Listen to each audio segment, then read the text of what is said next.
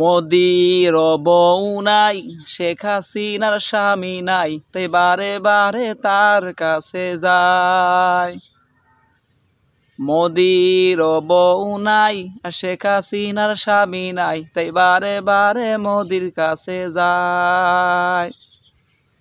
তাই বারে বারে মোদির কাছে যায় রে, তাই বারে বারে মোদির কাছে যায়। এখন তো আমি বুঝি যে বাংলাদেশটারে কেন যে ভারতেরে দিতে চায়। এতদিন আমি বুঝি নাই যে বাংলাদেশ থেকে প্রতি বছর 1000 টন ইলিশ মাছ মোদিকে দিতে হইবে খুশি করার জন্য। এদেশের ব্যবসা বাণিজ্য মিল কারখানা যত কিছু আছে সব ভারতের নিয়ন্ত্রণের জন্য দেওয়া হবে।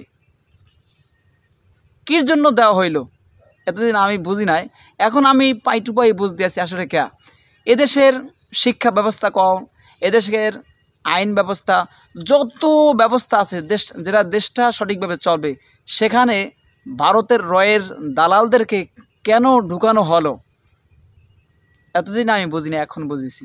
থাক, একটা কথা ভালো হচ্ছে, স্ত্রী স্বামীর অনুগত্য করে, এটাই স্বাভাবিক। তাই স্বামীর অনুগত্য করার জন্য সে এই কাজটা করছে, স্বামীকে খুশি রাখার জন্য। কিন্তু শেষ মাস তো সেই স্বামীর কাছেই যাওয়া লাগছে না, তা ঠিক আছে, স্বামী তো শেষ মাস আশ্রয় দিয়েছে তোমারে।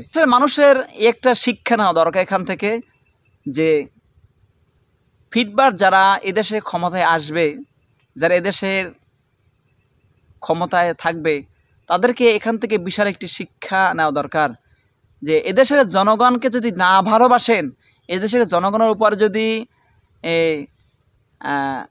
স্টিম রোলার চালান, এদেশের জনগণের যে অধিকার আছে সে অধিকার যদি আপনি ফিরিয়ে না দেন, এদেশের জনগণের যে হক আছে হক যদি আপনি নষ্ট করে ফেলেন, তাহলে আপনার পরিণতও কিন্তু এরকম হবে।